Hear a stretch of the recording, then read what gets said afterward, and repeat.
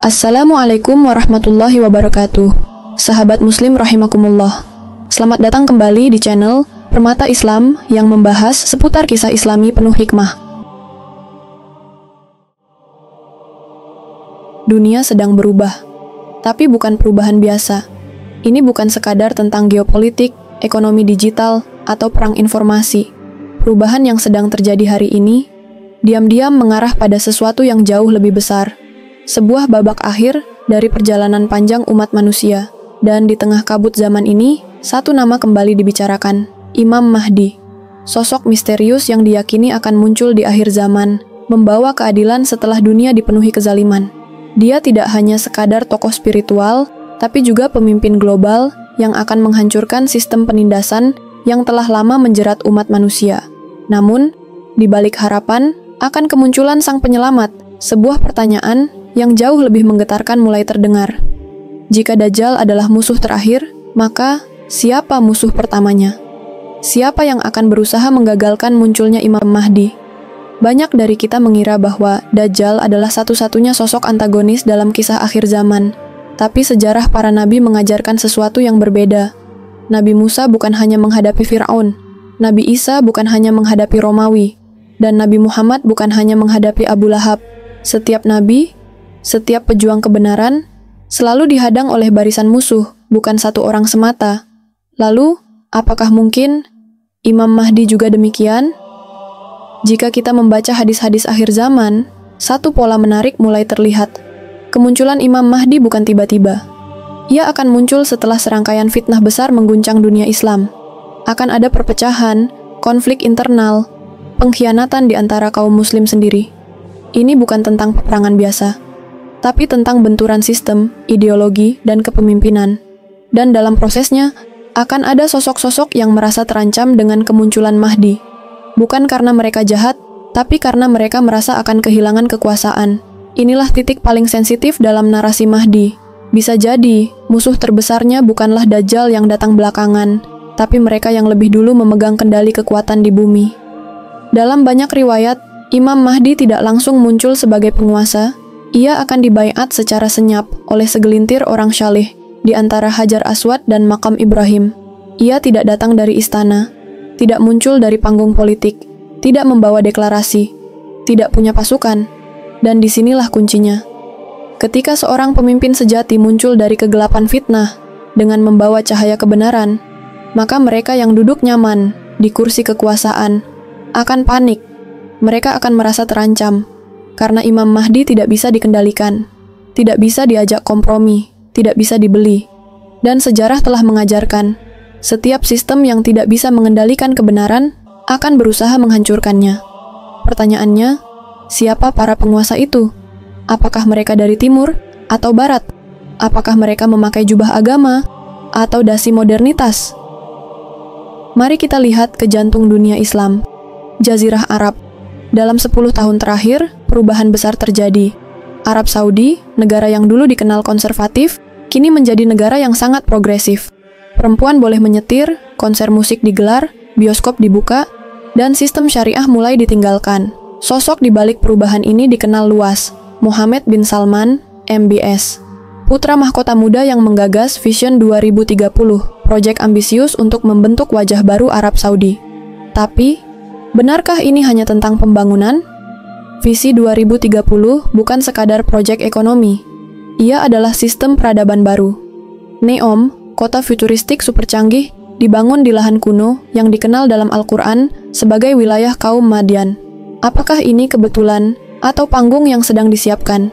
Dan yang lebih mencengangkan, Mekkah dan Madinah sedang dibangun ulang, diperluas, diperindah, dilengkapi kamera pengawas canggih. Apakah ini untuk kenyamanan ibadah, atau untuk mengawasi sesuatu yang akan muncul di sana? Mari kita jujur, ketika Mahdi muncul dan dibaiat di Mekkah, pasti akan ada pihak yang merasa kaget, bahkan geram. Karena tiba-tiba ada sosok yang mengambil alih perhatian umat, tanpa proses politik, tanpa pemilu, tanpa dukungan internasional.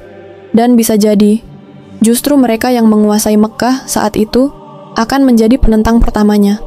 Bukankah Abu Jahal juga tinggal di Mekkah saat wahyu pertama turun? Bukankah penolakan terhadap kebenaran sering datang dari pusat kekuasaan? Imam Mahdi bukan bagian dari sistem mereka. Ia tidak diundang, tidak dibimbing, tidak dirancang oleh mereka. Ia datang sebagai kejutan dari langit, dan sejarah membuktikan mereka yang tidak bisa mengontrol langit akan memusuhinya. Kini, kita sedang hidup di masa-masa peralihan. Zaman di mana semua musuh Imam Mahdi sedang menyusun barisan, sadar atau tidak sadar. Ada yang membangun sistem teknologi untuk mengontrol umat. Ada yang menyusupkan ideologi sekuler dalam pendidikan Islam. Ada yang mempercantik wajah peradaban kufur dengan label kemanusiaan. Ada yang berpura-pura sebagai penyelamat, tapi sejatinya adalah penjaga status quo. Dan semua itu terjadi sebelum Dajjal muncul. Itulah sebabnya, musuh Imam Mahdi yang sesungguhnya bisa jadi sudah ada hari ini. Bukan Dajjal, tapi mereka yang akan berusaha menghentikan langkah Imam Mahdi sejak awal kemunculannya, sebelum ia sempat mengubah dunia. Pertanyaannya adalah, apakah kita bisa mengenali mereka, atau justru kita ikut mendukung mereka tanpa sadar? Mereka datang bukan dengan tanduk dan taring, bukan dengan mata merah membara seperti gambaran Dajjal dalam dongeng-dongeng. Mereka datang dengan senyum, dengan gelar akademik, dengan mikrofon dan panggung-panggung megah. Mereka datang dengan janji, dengan slogan perdamaian, dan dengan proposal-proposal global yang tampak menyelamatkan dunia. Tapi justru merekalah penghalang jalan Imam Mahdi yang paling kejam. Karena musuh Imam Mahdi bukan hanya mereka yang terang-terangan menolak kebenaran, tapi mereka yang memanipulasi kebenaran itu demi menjaga kursi mereka tetap hangat. Merekalah para penjaga status quo, rezim-rezim yang hidup dari ketakutan umat terhadap perubahan. Dan ketika sosok Mahdi muncul membawa perubahan ilahi, maka yang paling terancam bukan Dajjal terlebih dahulu, tapi para penguasa dunia yang selama ini mengklaim dirinya sebagai penyelamat umat. Dan sekarang, mari kita buka satu demi satu tirai itu. Siapa saja musuh utama Imam Mahdi sebelum Dajjal pun sempat turun ke bumi?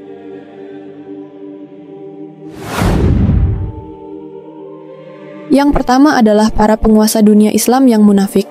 Mereka memakai gamis, berserban, bahkan mengutip ayat Al-Quran di pidato mereka. Tapi saat kebenaran datang, mereka menutup pintu rapat-rapat. Mereka takut kehilangan kekuasaan yang selama ini dibangun dari kompromi dengan musuh-musuh Islam.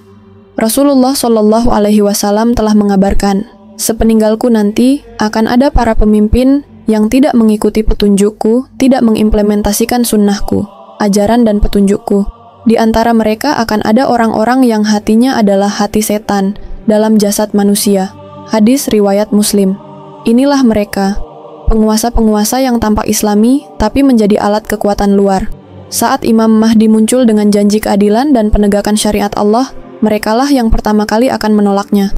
Karena bagi mereka, Imam Mahdi bukan penyelamat, tapi ancaman. Mereka akan mengirim tentara untuk memburunya. Mereka akan menyebar propaganda bahwa Mahdi adalah pemecah belah umat. Mereka akan memobilisasi lembaga-lembaga agama yang sudah mereka kendalikan untuk memfatwakan agar umat tidak mengikutinya. Dan anehnya, mereka akan terlihat paling Islami dalam penolakannya. Yang kedua adalah ulama su'u, ilmuwan agama penjilat kekuasaan. Rasulullah Shallallahu Alaihi Wasallam pernah bersabda, "Sesungguhnya, yang paling aku takutkan atas umatku adalah para pemimpin yang menyesatkan." Hadis riwayat Abu Dawud. Merekalah para ulama yang ilmunya tinggi, kitabnya banyak, ceramahnya viral, tapi nuraninya telah dijual. Mereka tahu tanda-tanda Imam Mahdi. Mereka hafal hadis-hadisnya. Tapi saat Imam Mahdi benar-benar muncul, mereka akan menjadi barisan depan para penentangnya. Karena loyalitas mereka bukan pada kebenaran, tapi pada penguasa. Mereka akan berkata, dia bukan Imam Mahdi. Atau, jangan percaya orang-orang fanatik. Atau bahkan, Imam Mahdi itu tidak nyata. Itu mitos. Lidah mereka akan menjadi pedang tajam untuk memenggal pengaruh Imam Mahdi dari hati umat. Dan karena mereka disegani, karena gelar ustaz besar telah melekat, banyak umat yang tertipu dan menjauh dari Imam Mahdi, sang pemimpin sejati akhir zaman. Yang ketiga adalah media dan narasi global. Ini musuh yang tidak kelihatan, tapi efeknya sangat menghancurkan. Media akan memainkan peran penting dalam membentuk opini publik. Imam Mahdi akan dicitrakan sebagai ekstremis, radikalis, anti perdamaian, bahkan teroris global. Mereka akan menayangkan footage yang dipotong, menyebarkan hoax, dan membuat opini dunia membencinya, bahkan sebelum dia berbicara. Jangan lupakan siapa yang mengendalikan mayoritas media dunia hari ini. Mereka bukan orang-orang beriman, dan narasi mereka bukan tentang kebenaran, tapi tentang stabilitas, yakni stabilitas versi mereka. Ketika Imam Mahdi memulai gerakannya, maka serangan pertama bukanlah senjata, tapi kata-kata. Dan banyak yang akan tumbang karena propaganda, bahkan sebelum pedang dihunus. Yang keempat adalah kelompok-kelompok Islam palsu. Di akhir zaman, bukan hanya Islam yang dipalsukan, tapi gerakannya juga dipalsukan. Akan muncul kelompok-kelompok yang mengklaim paling dekat dengan ajaran Nabi, paling memahami tauhid, paling lurus dalam akidah, tapi sejatinya menjadi tameng bagi musuh-musuh Islam. Mereka tidak akan menyambut Imam Mahdi. Sebaliknya, mereka akan menantangnya. Mereka akan mengajaknya debat. Mereka akan menuduhnya sebagai pembuat bid'ah. Dan lebih parah, mereka akan membunuh pengikut-pengikutnya. Bukan karena mereka tidak tahu kebenaran, tapi karena mereka telah dikendalikan ego, hawa nafsu, dan kelompok kepentingan. Yang kelima adalah sistem dunia yang telah mapan. Ini bukan tentang orang, tapi sistem. Imam Mahdi datang bukan hanya untuk membenahi akidah umat, tapi untuk menghancurkan sistem dunia yang penuh kezaliman. Sistem riba, kapitalisme, dominasi barat, penguasaan teknologi tanpa nilai, serta hukum-hukum sekuler yang mengabaikan wahyu Allah. Sistem ini sangat kuat.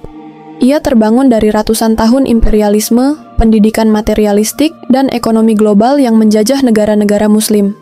Dan saat Imam Mahdi mengusung panji keadilan, menolak sistem bunga bank, menyatukan kekuatan umat, dan menghancurkan tatanan kapitalisme, maka sistem ini akan memberontak. Negara-negara besar akan menyerang. Organisasi dunia akan mengutuk. Konspirasi akan dimulai. Dan ketika semua itu terjadi, ketika Imam Mahdi telah bertahan dari fitnah para pemimpin, dari tuduhan para ulama palsu, dari tekanan media, dan dari sabotase sistem global, barulah Dajjal turun. Dajjal tidak akan muncul di awal. Ia akan muncul ketika dunia sudah terkondisikan untuk menolaknya. Ketika semua pintu telah ditutup. Ketika umat telah putus asa dengan janji-janji surga dari Imam Mahdi. Karena Dajjal datang membawa surga yang palsu. Sementara Imam Mahdi membawa kebenaran yang pahit. Dan pertarungan itu adalah klimaks. Imam Mahdi bukan pahlawan fiksi. Ia bukan khayalan para romantik akhir zaman. Ia adalah janji yang telah dikabarkan. Ia adalah pemimpin nyata, manusia biasa yang ditunjuk Allah untuk menegakkan kembali keadilan setelah dunia dipenuhi kezaliman. Tapi sebelum ia bisa memulai misinya, ia harus melawan musuh dari dalam tubuh umat sendiri. Karena perang akhir zaman bukan hanya perang pedang, tapi perang narasi, perang persepsi, perang siapa yang bisa menguasai hati dan pikiran umat. Dan mungkin sebagian kita tanpa sadar sedang berada di barisan musuh Imam Mahdi. Jika engkau bertanya, siapa sebenarnya musuh terbesar Imam Mahdi? Maka jawabannya bisa jadi mereka yang tidak siap kehilangan dunia demi menyambut pemimpin yang membawa akhir zaman. Sekarang pilihan ada pada kita. Apakah kita akan menjadi penonton atau menjadi bagian dari sejarah itu sendiri? Dan katakanlah kebenaran telah datang dan kebatilan telah lenyap. Sesungguhnya kebatilan itu pasti lenyap. Quran Surat Al-Isra ayat 81. Sahabat Muslim rahimakumullah, sejarah akan kembali berulang, dan mereka yang tidak siap akan menjadi penonton dari sebuah babak besar yang telah dituliskan sejak berabad-abad lalu. Imam Mahdi bukan sekadar tokoh akhir zaman. Ia adalah penutup zaman kegelapan dan pembuka gerbang bagi kemenangan yang dijanjikan. Tapi ingat, musuh-musuhnya bukan hanya dari luar. Mereka bisa ada di sekitarmu. Mereka bisa memakai nama Islam, tapi memusuhi kebenaran. Saat semua tirai mulai terbuka, maka hanya dua pilihan yang tersisa. Bersiap menjadi bagian dari pasukannya, atau menjadi bagian dari barisan yang akan dilenyapkan. Jika narasi ini menggugah jiwamu, maka jangan biarkan berhenti di kamu. Jangan lupa like jika kamu merasakan kebenaran di balik kisah ini. Subscribe untuk terus mengikuti narasi-narasi akhir zaman yang membuka mata dan hati. Dan share agar lebih banyak saudara kita terbangun dari tidur panjangnya. Ingat, yang membangkitkan umat bukan senjata, tapi kesadaran. Dan kesadaran dimulai dari kebenaran yang disebarkan. Sampai jumpa di video berikutnya. Wabillahi taufik wal hidayah. Wassalamualaikum warahmatullahi wabarakatuh.